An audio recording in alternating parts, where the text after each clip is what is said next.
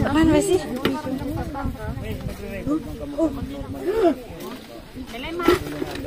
Kailan malalim ba yan? Hindi.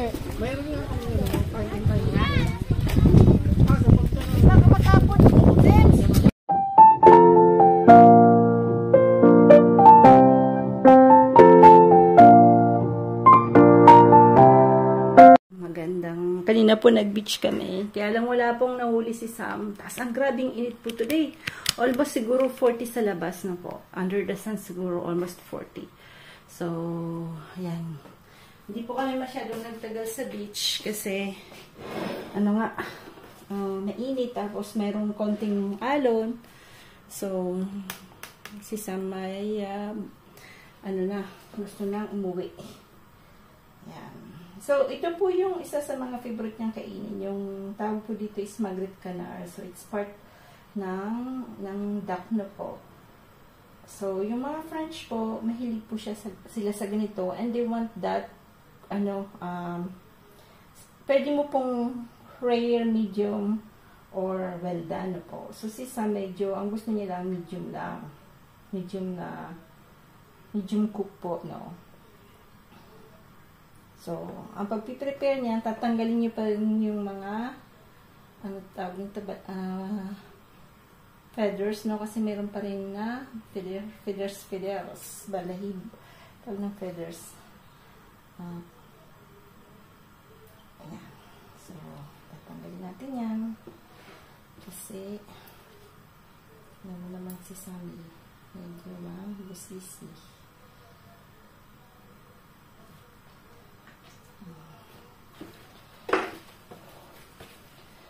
Tapos, ayaw niya rin po na so, gagamitin natin itong gusto po nila ng fries tonight.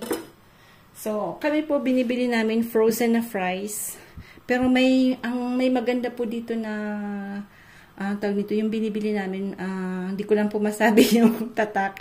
Maganda po siya kasi, if-fried nyo po sa oil, parang akala mo, talagang, din, crispy siya pagka umalis. So, pagka naluto, ayun. Pag naluto po siya, very crispy siya. So, kaya hindi na po ako yung gagawin ko pang homemade. Kasi medyo matagal. Basta lang, dapat lang po, very hot pagka ilagay nila.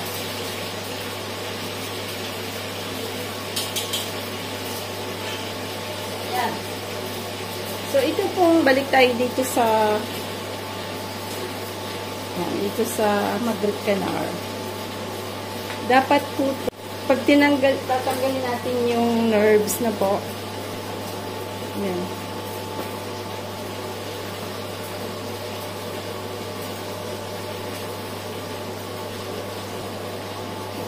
Ito po, medyo aanhin natin, tatanggalin natin.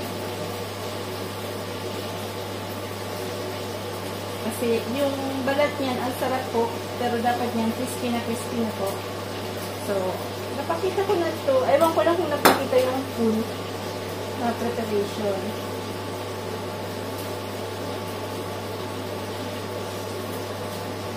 Tapos, dapat medyo matalim na matalim. Paghiwa niya, hindi na po matalim yung niya. Japanese po to. Knife na binili ni Sam. Nung pumunta po kami dati sa Lille. So, yun na po. Mahiwa niyan. Tapos dapat lalagyan natin siya ng maraming asin.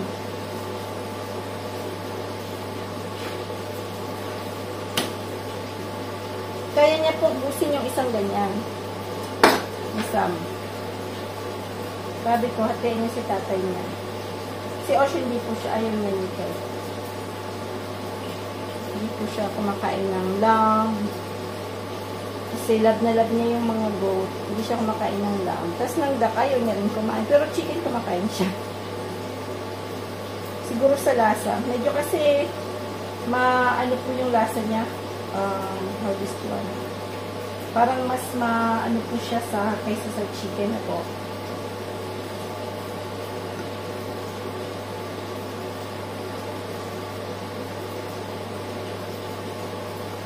Tapos ayaw yun nung masyadong bloody ni Osh. Lahat ng mga bloody ay.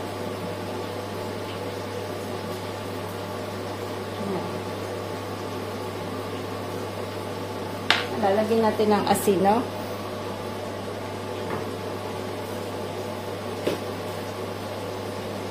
So, nung nasa Britain po kami, Britain, nung nasa, doon po kami sa, malapit sa school ni Sam, marami pong asin doon. Sikat po yung lugar na yung sa asin. Britain tawag doon. Pero hindi yun Great UK na. France pa rin po siya. Ang tawag po ay Britain. Yan. So, yan. Maraming asin. Pero huwag po kayong mag-aalala. Hindi po yan, tawag dito, hindi siya aalat yung meat niyan. Yung sa balat lang po yan talaga. Ganyan lang po talaga siya. Tapos mamaya, lulutuin na natin. So, 10 minutes po siya normally sa ganitong side, sa balat. Tapos 5 minutes sa other side.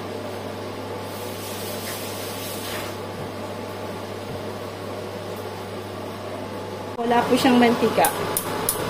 So, dapat pagka inilagay ko ay biritan na yan.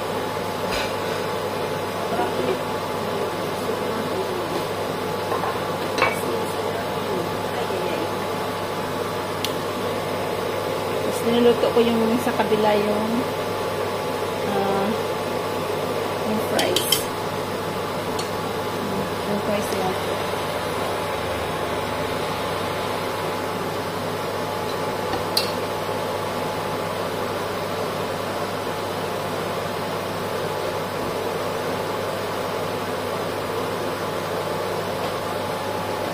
Yung pala, yung nakahanap po kami, ewan ko po sa ibang bansa, no, yung rent ng mga estudyante pag sa dormitory na po. So, si Sam po, alam ko yung rent niya sa dormitory, sa apartment po yung sa kanya. So, hindi gaya kay Osh. Si Osh po mas mura kasi si Osh dormitory po inside the campus. Pero si Sam, apartment po yung sa kanya. So, medyo mas mahal po kay Sam. So, yung nahanap po namin, may parang isang room po. Papakita ko po sa inyo September para yung pong may mga gusto mag-aral dito sa France, maano po nila kung yan, hindi pa mainit.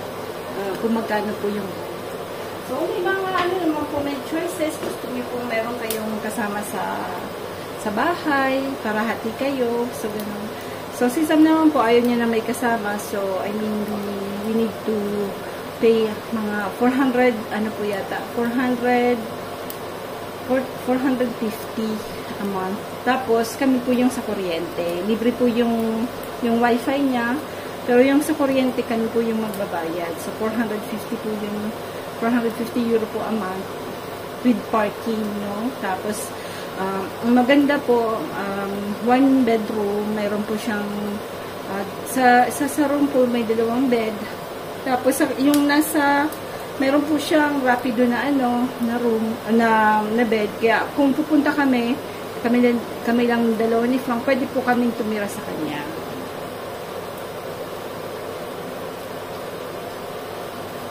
Tingnan natin kung kakayanin niyang mag-isa, no? Kasi, first time niya pong mag-isa. Mainit na mainit yung ano po, yung sabi ito, yung kawali.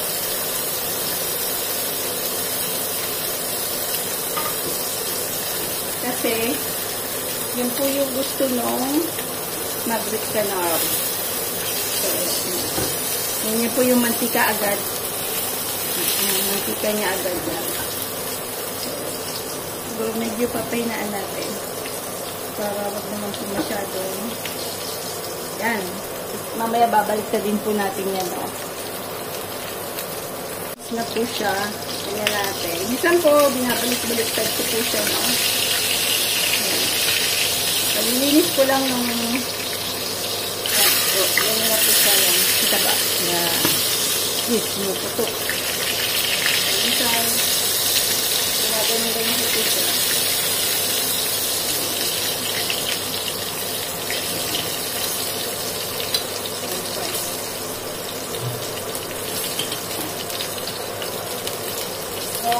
Yung malt po pala ng binibili namin makinig. Yan, makinig.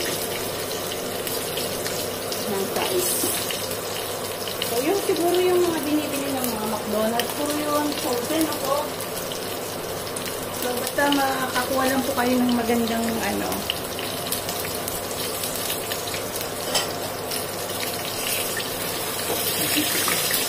Diba mo, di ko avec le free? Compra. Ano lagi? Bas? Dalawa pa to. Dalawa. Dalawa pa dalawa. Wow! Ah, je sais pourquoi t'as fait des films. Pour nous réconcilier la tête. Et je viens de comprendre maintenant. Mais c'est bizarre que vous dites ça. Tu ne comprenais pas. Comprenez po. Ah, tu comprenais pas. Ito ang pa kung Bizarre. ito C'est des choses comme ça.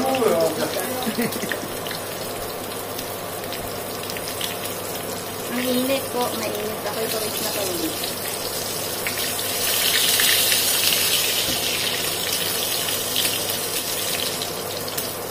Buti na lang po yung bahay. Hindi ganun kainit. Kasi maganda yung isolation ng bahay. So, din po itong bahay, 1984 na po. So, nice construction pa po yung pagkakagawa na.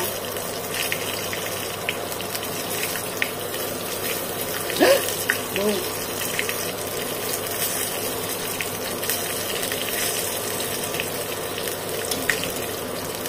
Libre ka rin lang. Diba, init. Nagluluto, mainit talaga. Kaya, dito po sa France, may po, sila Ma'am Indad paggabi, puro cold lang po sila. Salad, ham, cold hams. Ganun lang po yung pinakain. Hindi po masyadong nagluluto.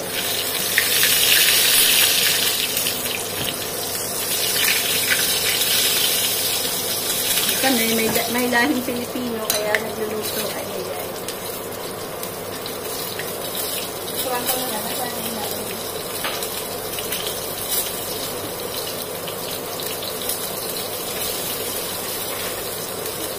Mamaya. Mamaya. Kasi hindi ko po nadiligan dahil ang alas 7 po kami pumunta ng beach. So, hindi po ako nakapagdilig. Yung iba, pinanuhan ko na po kanina. Pinadaluyan ko na ng tubig. Kaya lang, sobrang init talaga. Kanina pala, hindi ko na ano po, no? Nung pag-uwi po namin galing beach, kumuha po ako ng bulaklak nung kalabasa.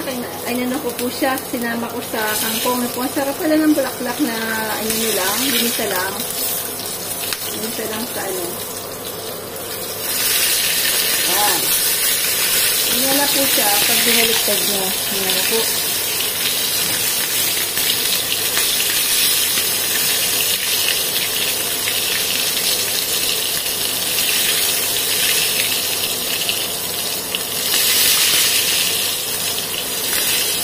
Init.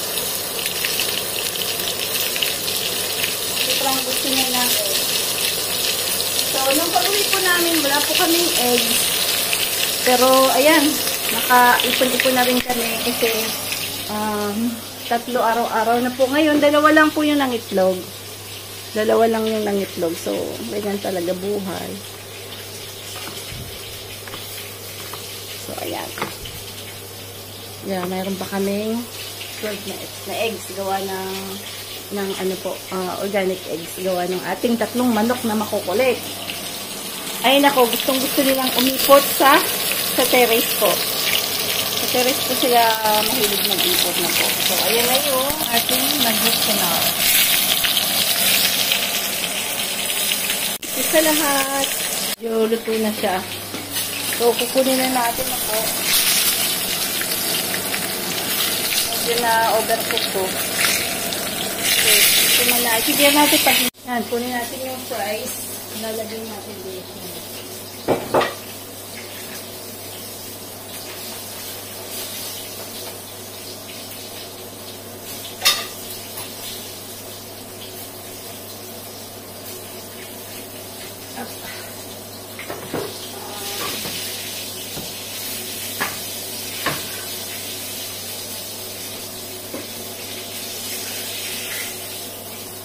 Ayan na.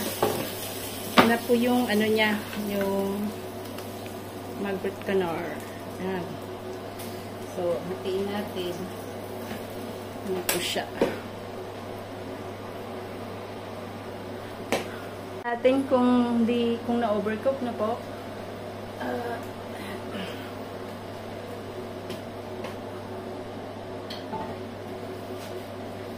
So, we need to cut that.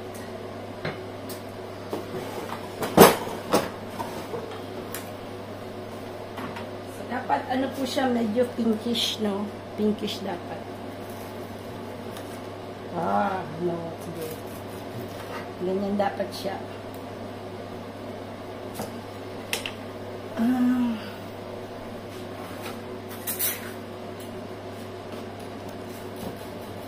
Dapat ganyan po yung saka lang po yan, lalagyan natin ng po,